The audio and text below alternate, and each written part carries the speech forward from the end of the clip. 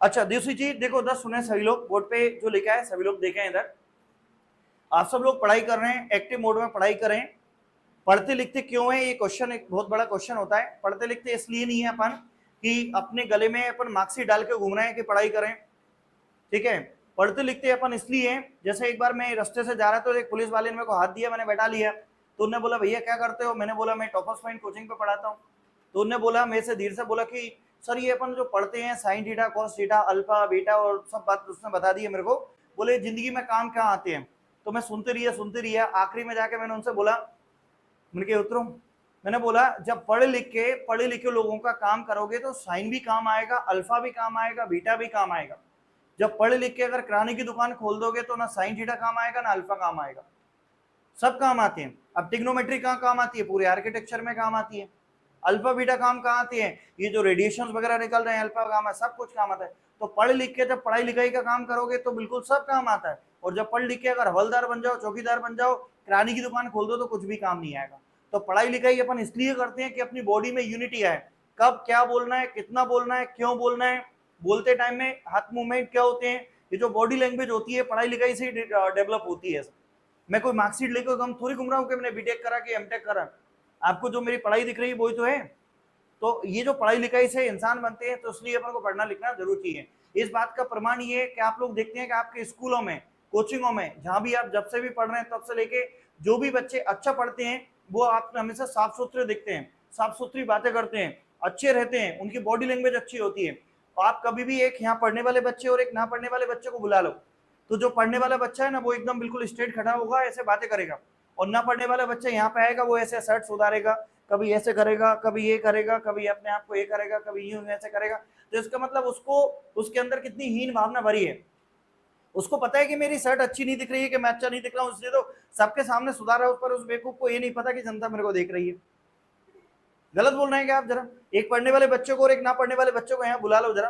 पढ़ने वाला बच्चा बिल्कुल स्ट्रेट खड़ा होगा और ऐसे साफ सुथरी बातें कर, ना पढ़ने वाला बच्चा यूं खड़ा होगा, कभी ऐसे खड़ा होगा, कभी इधर देखेगा, कभी उधर देखेगा। ये चीज, ये जो बॉडी लैंग्वेज का अंतर होता है ना, यही पढ़ने लिखने से डेवलप होता है। इसलिए अपन को पढ़ना है। और ये पढ़ने लिखने की जो एनर्जी आती है ना, ये बादाम काजू खाने से, पिज्जा खाने से नहीं आती है। ये पढ़ने लिखने की एनर्जी काम करने की लगन से आती है। किसको कितनी जरूरत है उससे आती है। कोई मंदिर में पिकनिक मनाने जाता है तो कोई दुआ मांगने जाता है। तो एज इट इज यहाँ पर क्या होता है कि कोचिंगों में कोई घूमने फिरने आता है, उसका धर्म था कोचिंग लगाना।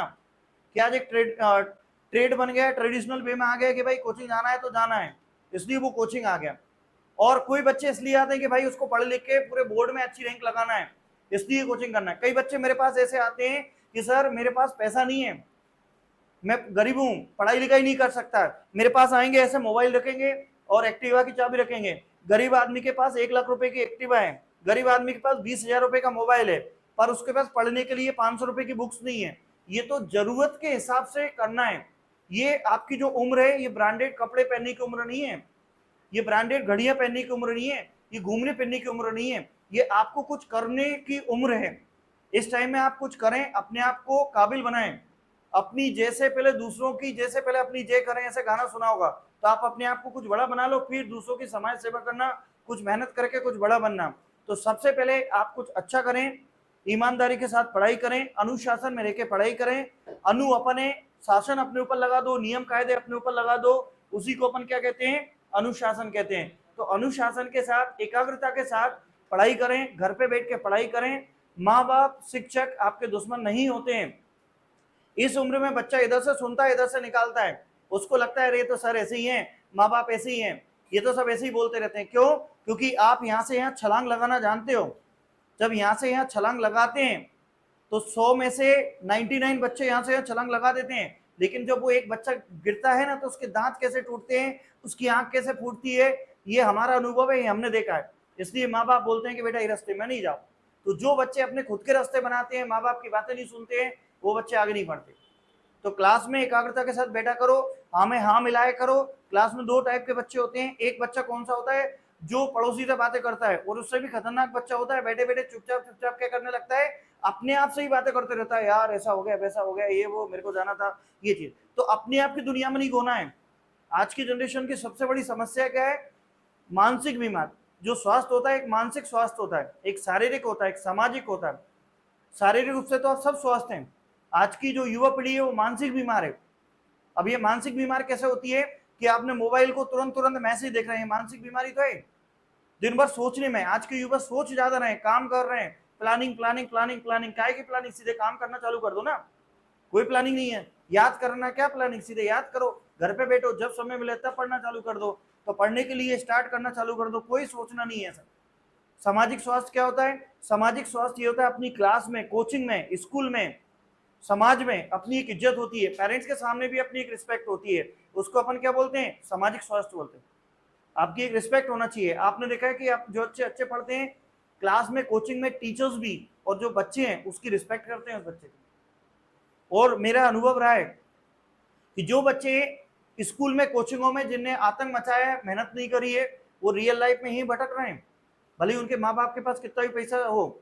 आदमी जितने अच्छे परिवार से बिलोंग करता है उतनी अच्छी पढ़ाई करता है। आप किसी को भी देख लो, कैलाश विजयवर्गीय इंदौर में है तो क्या उनका लड़का पढ़ाई नहीं करा क्या? सिंधिया जी के लड़के ने पढ़ाई नहीं करी क्या? तो जो बच्चा जितने अच्छे परिवार से बिलोंग करता है उतना अच्छा एजुकेशन लेके जाता है।